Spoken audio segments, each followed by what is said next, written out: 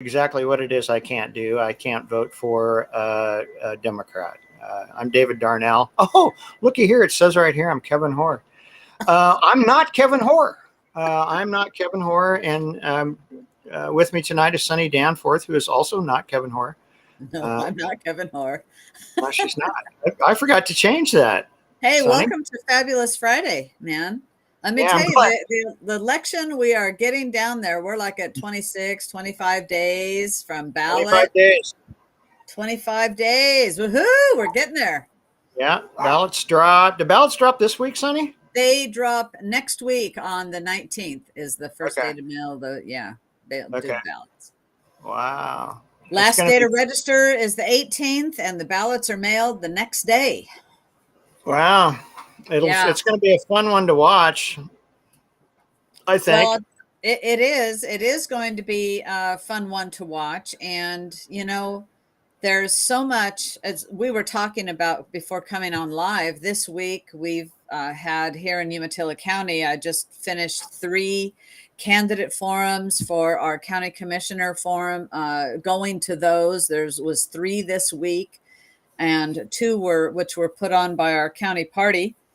And there's just a lot going on in politics all over our state. And there's a lot of good news for our candidates. There's some fair news for others. It's not all going to be fantastic, but I will say that the prospect of us flipping this state, if we can get people to turn their ballots in, is damn exciting.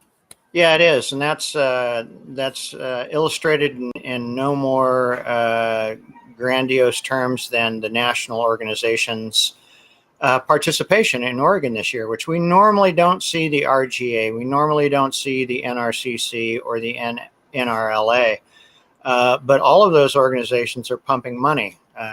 We have some significant contributions by the RGA, the Republican Governors Association. The National Republican Congressional Committee is involved in at least 3 that I know of our CD races, congressional district races, Scarlatos in 4, DeReamer in 5, and Erickson in 6. And the NRLA, I believe, is involved in our state House and Senate district races. So there's enough consensus among those who gather data that there's a pretty good chance that some seats are going to flip in Oregon for the first time in a long time. So that's pretty exciting. Well, I'll tell you, it's very exciting for us here in the state, and I pray that it happens, and then we win the governor's seat. But we're going to kind of finish on the governor's stuff, I think, tonight.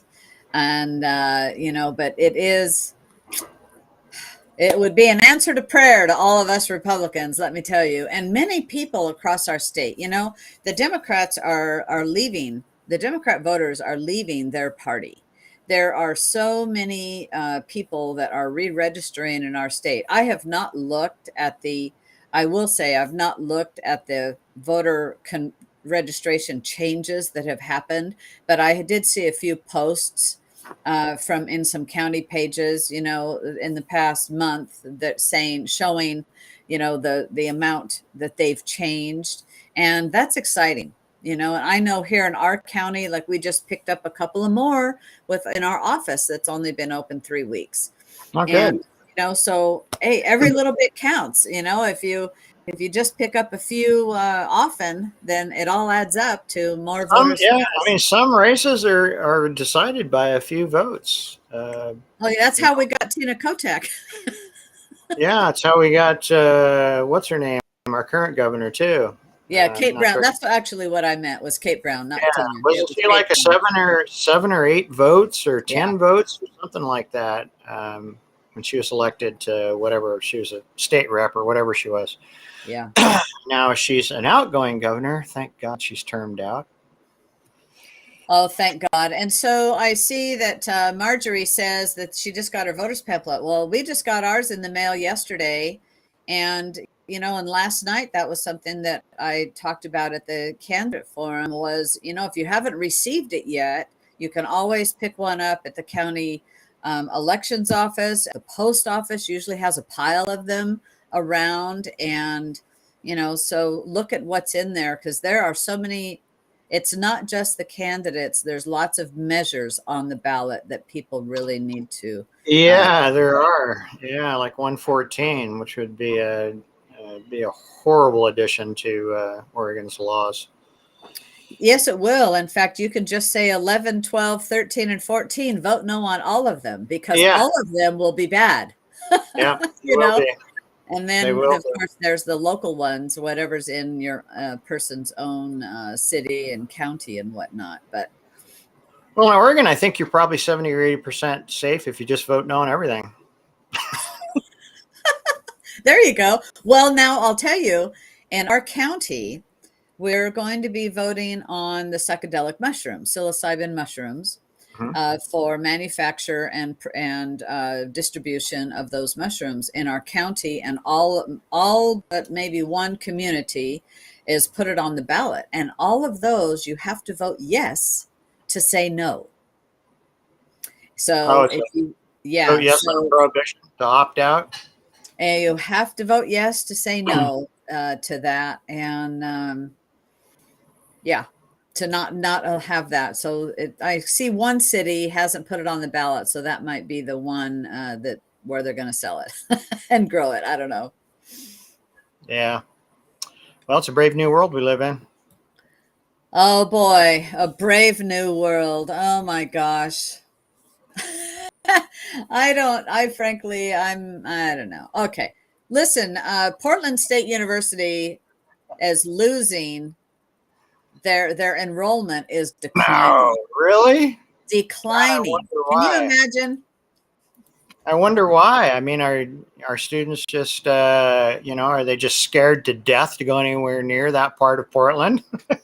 You know, and it's not just it's two of the state's largest universities have enrollment trends that appear to be going in the opposite direction.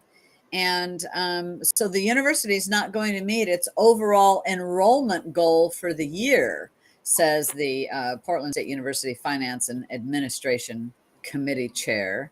Oh my gosh. So they're They're down. gonna have to raise the tuition. Well, or they need to cut some services. They're down 8 to 9% compared to the same period last year. And Close Oregon, some close some of the safe and crying rooms. well, you know what? That would be good. That would be good, quite frankly. I don't think the snowflakes need to have some of that. And the Portland State's news of a drop in enrollment follows a decline of nearly 11% in fall term enrollment from 2019 to 2021. And the university has lost about $18 million in gross tuition and fee revenues since 2019 and 20. And so they're saying, well, this calls for a plan of action and requires a plan from management to address the future. Well, yeah, and maybe they ought to cut some of the super high wages that they're paying these, and maybe concentrate on degrees that will put somebody really to work, maybe not underwater Yeah, basket weaving. maybe provide some value. Value, that's it. Value for your dollar. Wouldn't that be a novel idea? Value, creating and providing value is a great way to make money. It will usually increase your revenues. But yeah, it seems to me. I mean, I'm at the point now where I don't recommend any university or any college to anybody for any reason. Uh, and I'm glad my kids. I'm glad my kids wasted their freshman attempt at college, and by that they did not. They partied and they didn't do their deal. And Right. I told them, I said, "That's it. That was your first and only chance for me to pay for your college education. It's on you now." There you go. You know what? There you go.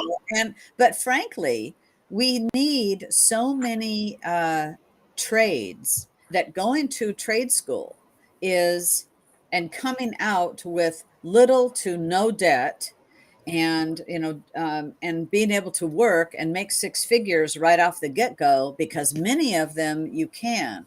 And at one of our forums, one of the candidates sits on the board of our local community college, and she said actually the community college has just cut a lot of classes that they had, and our local businesses. For example, we have the unmanned aerials here over at Pendleton, at the airport there. So that research, and the vineyards that are here, the vintner industry, and others are asking our local community college, hey, would you put some curriculums together for these? Also, fire safety, so students can study fire and police, because we've got penitentiaries around here, and they can come out with something that can help them earn a living. Yeah. Yeah. Well, we have a generation by and large, and I see it regularly in my own business because I hire a lot of the millennial generation. They don't know how to do anything. Um, I don't know what they did in school. I don't know why their parents didn't teach them how to do things, but they don't know how to do anything. And if I were a millennial, I would make sure that I knew how to do things. And I would make sure that I could hire people that knew how to do things. And I would go into the business of doing things because there's a huge customer base out there that doesn't know how to do anything. And it's just absolutely amazing to me. People that can't read a tape measure. I thought everybody could read a tape measure, but I'm wrong. We have people that can't. Wow. And so here is, we're getting spammed right now. If you look in the chat, we've got this. We're getting spammed with sexfind.pro. And I see that, and Lori said that she's taken a math class at PCC, and it's shocking how much race is involved in math. You know what? That shouldn't be it, at all. You got your black numbers, you got your brown numbers, you got your yellow numbers and your red numbers, and those white numbers, we don't want to use those because those are bad numbers. Yeah, and Lori says, I worked with a young girl who didn't know how to use a ruler or a phone book. Oh my gosh, are you kidding me? This is we're not teaching life skills, and this is what's wrong. And frankly, this is the type of thing that will sink America. When the citizens of our country, let alone our state, Oregon ranks 30 very, very low in education, super low in education. 35th, isn't it? I was going to say 35th. I would say 35th, 38th, somewhere in there. Yeah. And but that's what sinks you.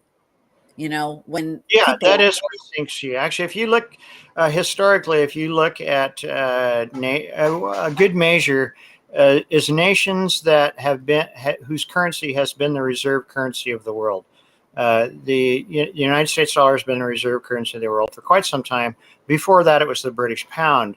And when a nation loses its reserve currency or the world's confidence in its printed money, it usually preceded by a severe decline in manufacturing, a severe decline in natural resource utilization, because making something or taking something out of the ground and making something with it is the only real way that value is created in the world. You don't create value by selling insurance to each other.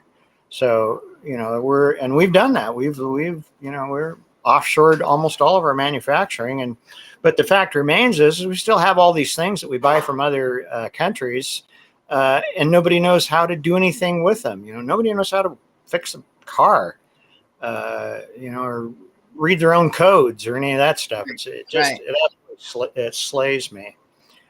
So I was able to block that person or that whatever computer thing, whatever it is. I was able to block them. But our next article that we were going to talk about has to do with the ADA lawsuit that's going on in Multnomah County. And from this lawsuit that people that are handicapped are not able to use the sidewalks. Great lawsuit. It is a great lawsuit, and this will hopefully clear out some of these homeless camps. But they found that the Joint Office of Homeless Services gave over 6,000 tents and 27,000 tarps to people experiencing homelessness in 2021. 27,000 tarps? 6,550, nearly 7,000. And so 6,500. Yeah. And so the lawyers are arguing these tents could be the ones that make it nearly impossible for people to, have to traverse the sidewalks there. And, hello, do you think? So the city is responding to the lawsuit, and I don't know about that, but I will tell you, along with that, now the mayor, good old Ted Wheeler, the mayor he's announced a plan to ban unsanctioned camping across Portland and build 500 capacity homeless campuses. Do you think that's going to solve the problem, David? I don't know. I think David's frozen. David, is he frozen? I think David got frozen. he's here. He's back. Did you hear any of that? I hear when I was frozen. I said, "Where is he all these things?" And I looked, and you were frozen, which means I'm frozen. Okay. And then the little thing came down from the top. And said, "You're having connection difficulties." Many details remain uncertain, but one thing's clear: the mayor's office is taking aggressive steps to move homeless Portlanders into large sanctioned camps. Oh yes, the election's about to happen. They only do this kind of stuff. Are you gonna move all those motorhomes in there too? All those travel trailers and motorhomes that are lining every street in the city of Portland and the suburbs? Yeah, so they're saying that each campus would be divided into 4 camps with 125 person capacity. And the city intends to fill one of each of these camps and then expand from there. So they're going to do one, and then they'll expand from there. And they're looking for an outside contractor to run the 3 campuses. Oh, God. So I don't know where this thing's going to be. That's going to be a cash cow. Outside operator. Right? Outside contractor to run these things. That's going to be a cash cow. I should probably look and see how to get that. Your tax dollars at work over there, and it's with the legislation that has happened in Oregon. Everything that is, there's always a reaction or consequences to everything that the legislators do.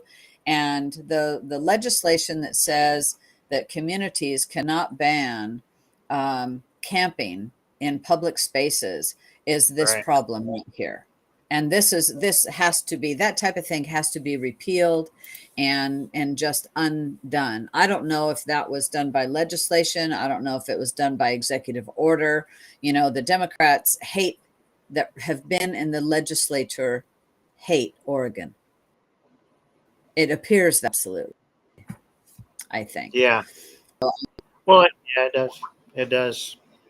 Well, good news good effort for Ted Wheeler, although something tells me very little will come of this particular revelation from Portland's leadership, except that they will need to have more money.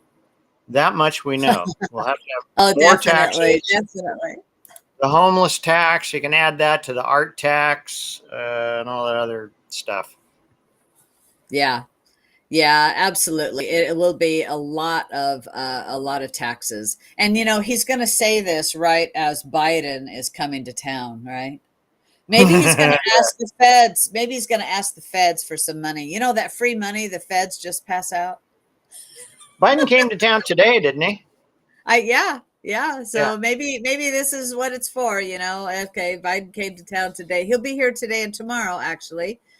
And Oh, he'll be so here tomorrow as well. yeah, Wow. yeah. Wow. Where's he staying? Do you know? Motel 6 I or? I don't think so. I don't think so. I don't know where he's staying. I'm not privy to that. I thought maybe you were, David. There's some really nice places on 82nd Northeast, close to the airport. They rent by the hour, by the way. Not that I know that firsthand. And Oh just yeah, well, be I've careful driven what you're by. saying there. I've just driven by and noticed that they look like pretty nice places. The kind of So place, the kind of moving places that on, Hunter Biden would like to go to. moving on in the politics and with candidates now. So I just posted a Dreamer ad exposes Jamie on defund police and the Green New Deal, and I'll tell you what, it's pretty good. You need to check out that video if you haven't seen it, because I think it's pretty good. To the politics are heating up. The commercials are heating up, and you saw some commercials recently, right, David? Yeah, I was kind of surprised by the attack ads that I saw yesterday morning. I was up in Hubbard, where I can kind of get broadcast TV, but I don't get it in Southern Oregon where I live. Or I haven't put up an antenna to try to reel it in. I live pretty far out, but I was really surprised and I was kind of amused by some of them because they were so focused on both abortion and Trump that it's like Democrats in Oregon are absolutely convinced that each and every one of us wakes up every morning and the first thing we wonder is, do we still have the right to kill unborn children? And then if we decide that we do, then we can go about our day. But it's just absolutely horrendous. It's kind of funny. I have I have friends who are kind of Republican. Some of them are Republican. Some of them are kind of Republican-y. But they say, you guys lose because you run on social issues. I'm thinking, yeah, but Democrats run on nothing but social issues. That's right. Nothing. That's No exactly substance. right. No Right. Nothing substance. of substance. No. Yeah, and so they're painting our candidates to be, we have candidates that are not, real chummy with Trump. We had in 2018 we had Bueller, Newt Bueller, publicly, denounced Trump, and he was painted as some MAGA candidate, and Yeah. all these ads are, all of you Republicans are, uh, women hating, Trump loving, J6 attending or Yeah. affirming people. And it's just absolutely ridiculous. But, the thing I find most funny right now is and you mentioned it with Jamie McLeod Skinner, is the Democrats are running like hell from all of the stuff that they said during the BLM, Antifa, defund the police, all of that stuff, because they were all on board for getting rid of the police and cutting funding. And we don't need cops. We just need, Yeah. community health officers, mental health officers, and all this stuff. And now all that stuff is, come around to bite the citizenry in the butt, and they're running like hell the other way from it. No, I never said that. I support the blue. Oh, no, Right. you don't. No, you don't. You No, you didn't. Liars. Bunch of Yeah, they liars. are. Ah, And now the Oregon unions are panic and scramble to fix really bad news. yeah. And Yeah. Yeah.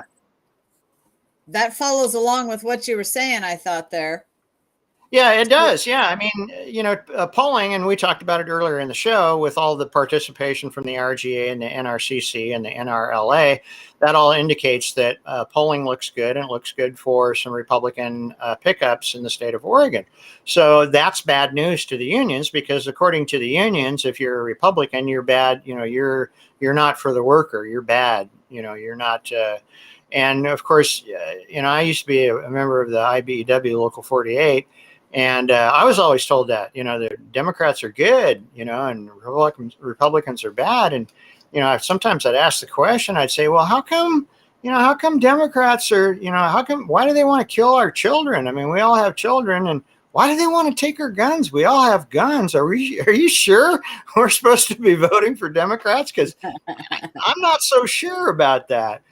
And it's the primary reason I left the union, actually. Yeah, I mean, as far as unions are concerned, it's a fire. It's all hands on deck. It's the apocalypse if they lose seats, especially if they lose the governor position, because the governor position is the head of the executive branch, and the executive branch is the branch that sits down and negotiates with unions.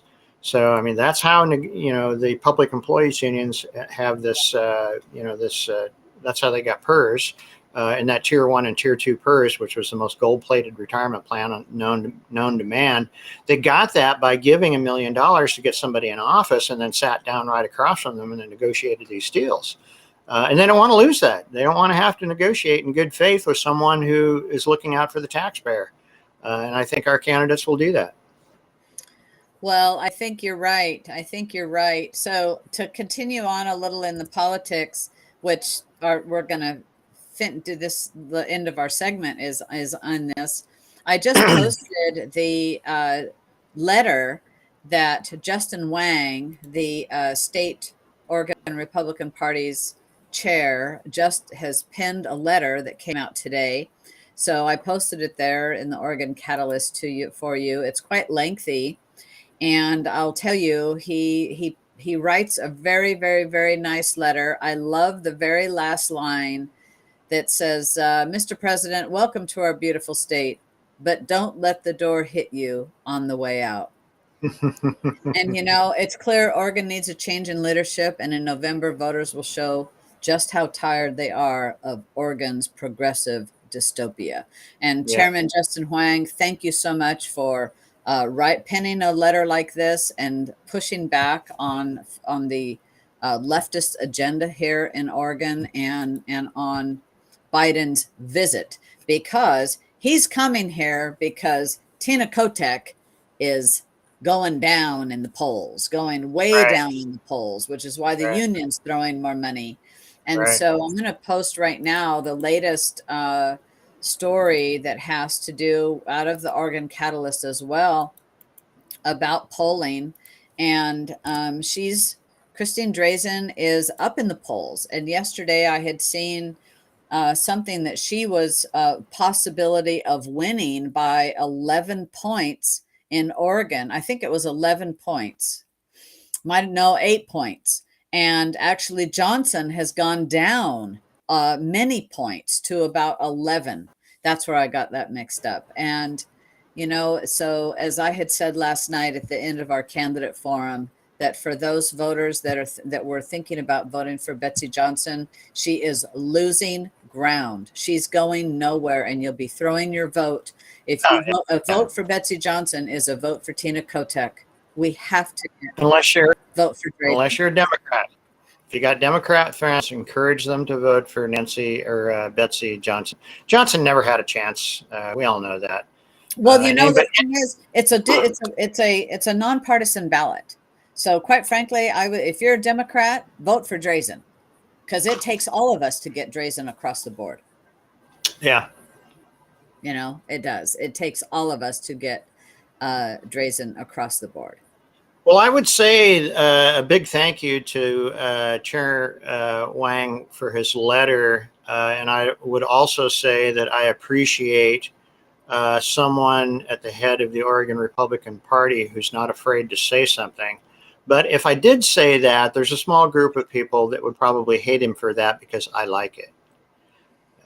Yeah, there is. And that's the shame, because I like it as well. I like the leadership that is going to be speaking up and standing up for the Republicans, quite frankly. Let's push back on those Democrats. I'm all for it. Yeah, I'm all for saying what needs to be said. And one another thing I wanted to kind of touch on. Have you noticed that Tina Kotek was not shouting from the rooftops that the president of the United States is coming here? Her whole campaign was just kind of kind of subdued on that. And I think that's because I think a lot of people, Democrats and Democrat operatives, and Democrat campaigns see President Biden as a net negative. Uh, so, I mean, I I'll guess tell it's you, good for some fundraising, but I guess Democrats will pay $10,000 to shake his hand, but it's not he the knows big. he's there. Yeah, you know, if he knows he's there, it's yeah, I have to tell you, for this week, I really haven't listened to any news. I've been really, really busy in our local politics and doing my job as the county chair. And there's a lot going on, and I like that. I like doing that. But that's a very good point, David. That where has she been? You know, a lot of Democrat candidates, in fact, are going, no, no, thanks, Joe. You don't need to come here. You yeah, yeah, don't need to come here.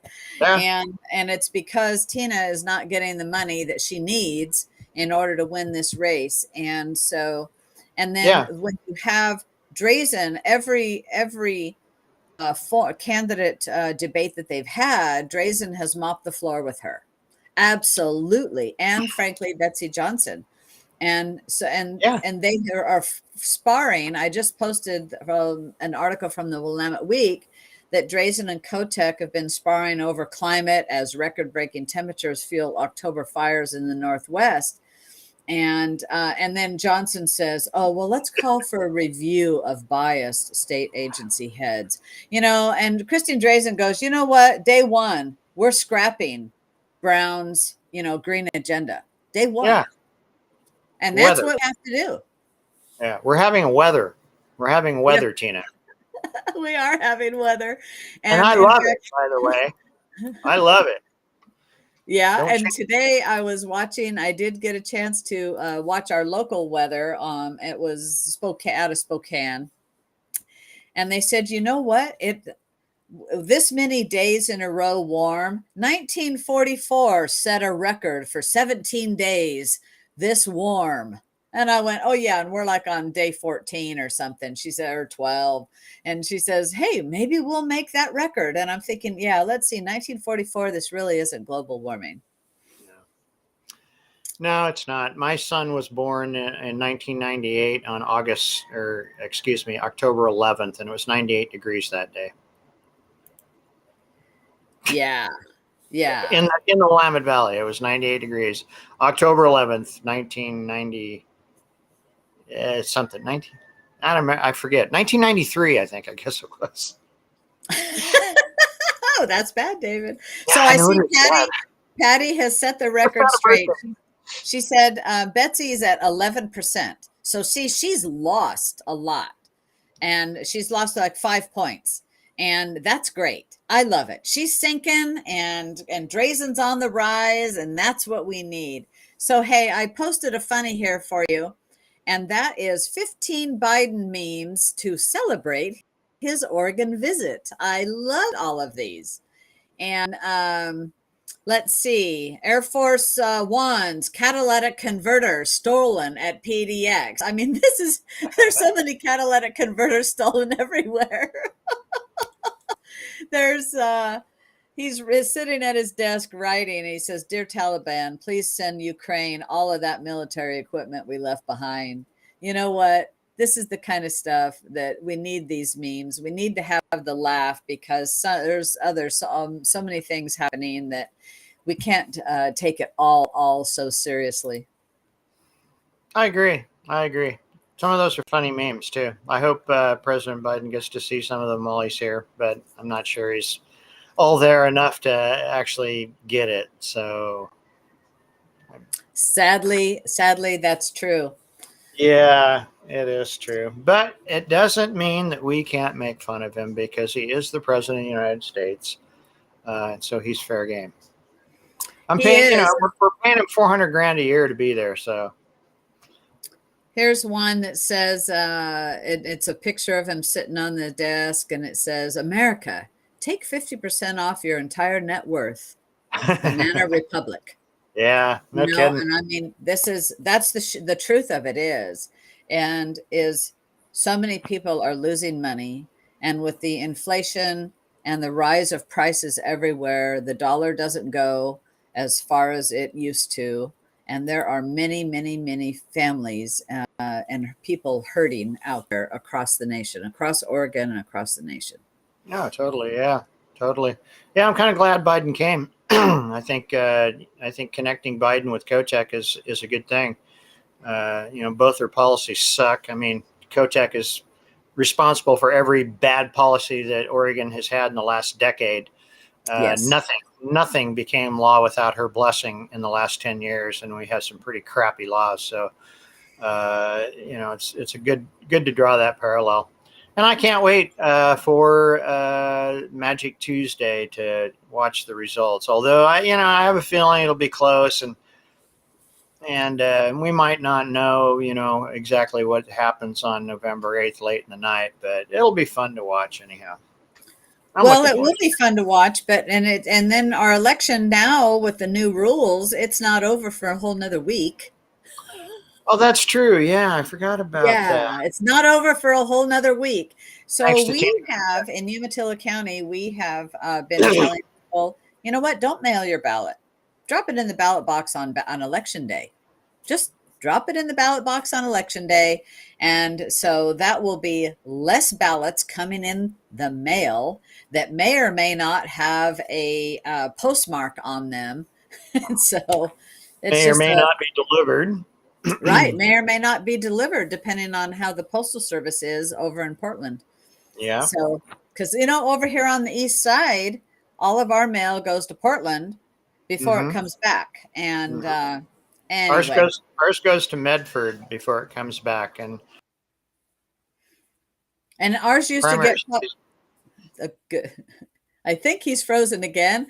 And, and ours used to actually be processed 27 miles from here in Pendleton. And now it goes to Portland. It makes no sense yes, you got frozen again. Yeah. I was doing this, watching the frozen line come down. You're frozen. Yeah. Well, I sent out, I told the story before, but we were having a thing for a Republican candidate here, and I sent 422 postcards, right? And I asked the lady at the post office, I said, where does the mail go? Does it go, does it, I said, and she goes, well, it goes to Medford. And I said, well, if I mail these today, when will they come back? She said, they'll probably be delivered tomorrow, next day at the worst. None of those, and I sent one to myself, just so I know. Uh-huh. None of those postcards advertising meeting a Republican candidate were delivered for 2 months. 2 months is when they started being delivered. Now listen to this. And they were delivered without a postmark. Whoa. See, that's what the ballots, you every now and then we hear about, the post office found a pile of ballots, a box full of ballots, and stuff. Oh yeah. And how many of those were Republicans? Yeah. And that's my my fear, and why I say, you know what, don't mail the ballot. And now I see Lori says Walla Walla mail always went through Spokane. Well, Walla Walla mail might go through Spokane. I don't live in Walla Walla. That's the state of Washington. And so, I live in Oregon, and our mail doesn't go to Spokane. And so listen, hey, I have a meeting in just a few minutes, so I have to go. It's wonderful being with you. Nice to see you. And please, everybody, share this around social media. It's great to be back, and have a great night. Happy weekend.